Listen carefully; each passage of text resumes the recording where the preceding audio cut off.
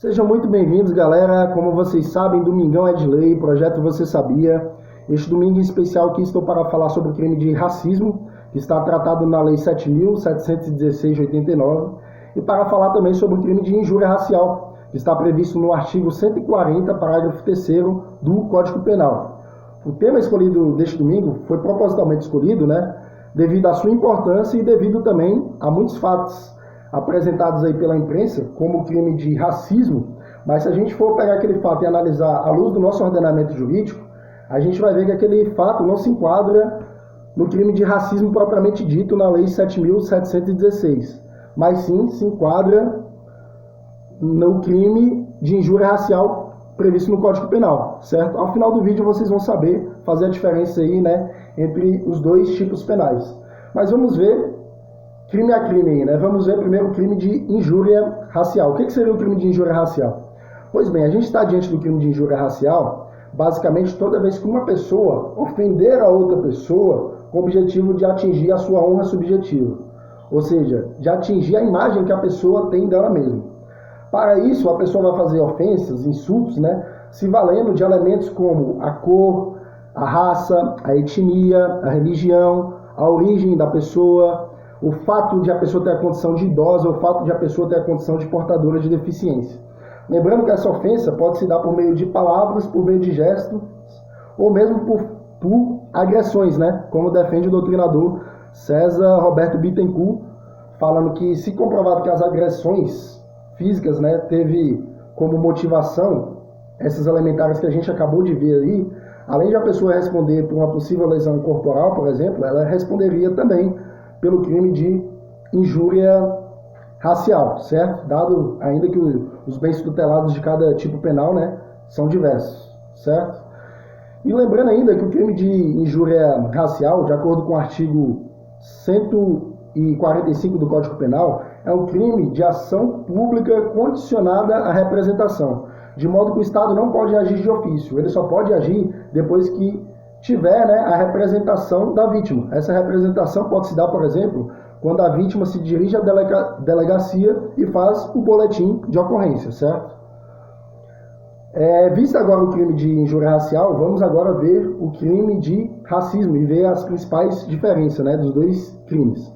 O que seria o crime de racismo? Qual a principal diferença do crime de racismo para o crime de injúria racial? No crime de racismo, a conduta da pessoa dirigida a outra é com o objetivo de apartar aquela pessoa, com o objetivo de restringir direitos daquelas pessoas de maneira indevida. Também baseada unicamente pelo fato da pessoa ter determinada cor, ter determinada raça, etnia, religião ou procedência nacional.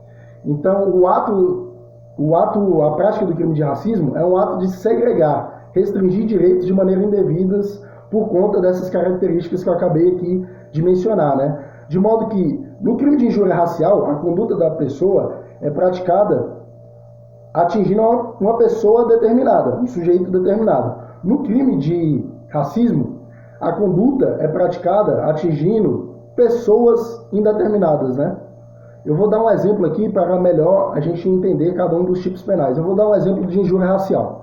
A gente teve o crime de injúria racial, por exemplo, supostamente, no caso agora do Neymar, que ele saiu de campo, após ser expulso, a dar um tapa no jogador adversário, mas ele falou que o jogador, parece segundo a imprensa, teria chamado ele de macaco. Ou seja, a pessoa usou uma ofensa, por meio de palavras, motivada, pelo fato da raça, pelo fato da procedência aí do jogador Neymar. Então, como foi dirigido a uma pessoa determinada, e o objetivo foi atingir a honra subjetiva, ou seja, a imagem que o Neymar tinha de si mesmo, a gente está diante do crime, então, de injúria racial. Outro exemplo de injúria racial através do gesto. Por exemplo, no caso antigo do Daniel Alves, ele foi bater um escanteio, na época que ele jogava no Barcelona ainda, os torcedores começaram a xingar ele de macaco e também um dos torcedores atirou uma banana, por exemplo. Isso também é a prática de injúria racial, porque visou atingir uma pessoa determinada e foi através aí, no caso, através do gesto, que foi atirar a banana, no campo em direção ao jogador Daniel Alves. Então, em ambos os casos, a gente tem aí, a prática de injúria racial. Agora vamos ver agora um caso de prática do crime de racismo. A gente tem o crime de racismo, por exemplo, quando uma pessoa negra ou uma pessoa muçulmana, por exemplo, se dirige à universidade para se matricular e pelo fato de ela ser negra ou ser muçulmana, por exemplo, a faculdade nega a matrícula da pessoa justamente com base nesses dois fundamentos, que, por exemplo, ela é negra ou ela é muçulmana.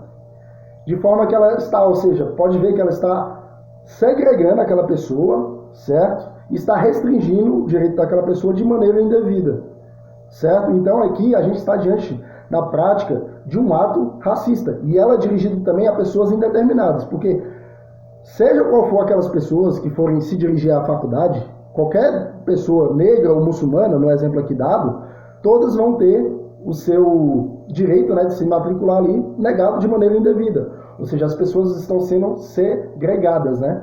A conduta está sendo dirigida a pessoas indeterminadas.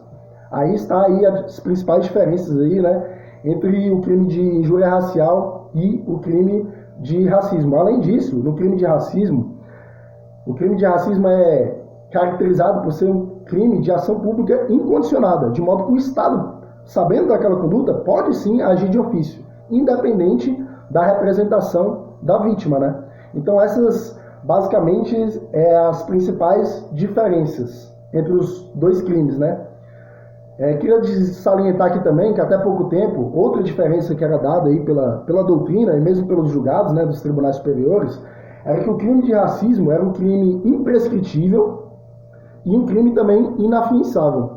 Já o crime de injúria racial era tido como um crime prescritível e um crime também afiançável. Por exemplo, se a pessoa fosse denunciada por aquele crime, né, ou fosse apresentada na delegacia, mesmo a autoridade policial, o delegado, poderia arbitrar, né, uma fiança, ela pagando aquele valor, ela poderia sair, né, livremente, lógico, e responderia ainda por aquela conduta, certo? Mas essa diferenciação que existia anteriormente não mais existe, porque o Superior Tribunal de Justiça proferiu uma decisão falando que o crime de injúria racial, na realidade, é um crime também imprescritível e inafiançável.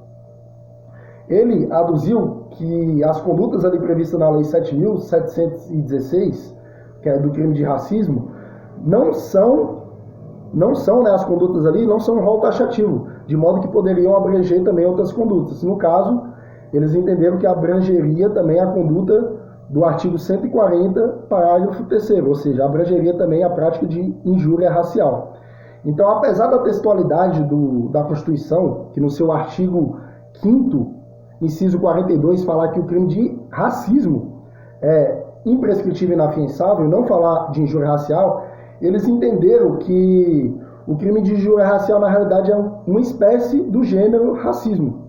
Então, também seria imprescritível e inafiançável. Lembrando que essa decisão, né, foi objeto aí de muitas críticas aí por parte de alguns doutrinadores, né, falando que o Superior Tribunal de Justiça teria legislado sobre o tema, certo? Mas aqui não me convém fazer nenhum juízo de valor, só quero aqui passar, né, a informação desse julgado aqui para vocês.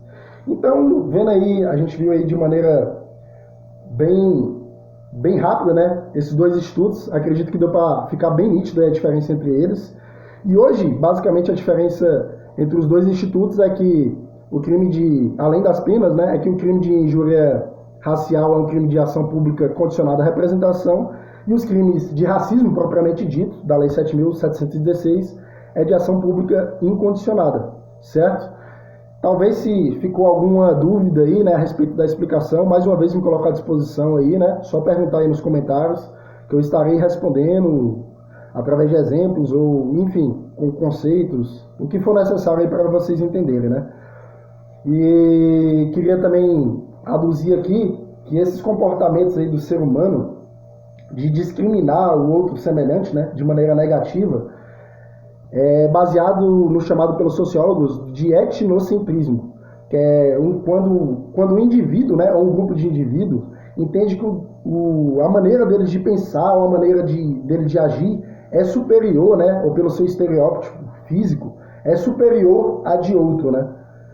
E lembrando aí, né, que essa questão do etnocentrismo aí com certeza tem bases aí, né, no fato de, infelizmente, aí, nós seres humanos ser muitas vezes, né, egocêntrico, né? Então, assim, só trazendo aqui essa questão desse fundamento aí sociológico, né, que é apresentado aí como a principal característica aí, né, para a gente ter essas diferenciações aí, né, e lembrar aqui também de uma obra aqui do filósofo Descartes, na obra O Discurso do Método, que ele aduz que a prova para ele que Deus existe, né, é a prova intrínseca que a gente tem, do sentimento que a gente tem, todos nós temos dentro de si, do que é certo e o que é errado. Então, assim, é como se todos nós tivéssemos Deus dentro da gente, independente da nossa característica física, da nossa cor, do nosso, enfim, da nossa orientação sexual e etc. Então, todos nós somos semelhantes, né? Então, eu queria trazer também essa mensagem aí para vocês e finalizo aqui o vídeo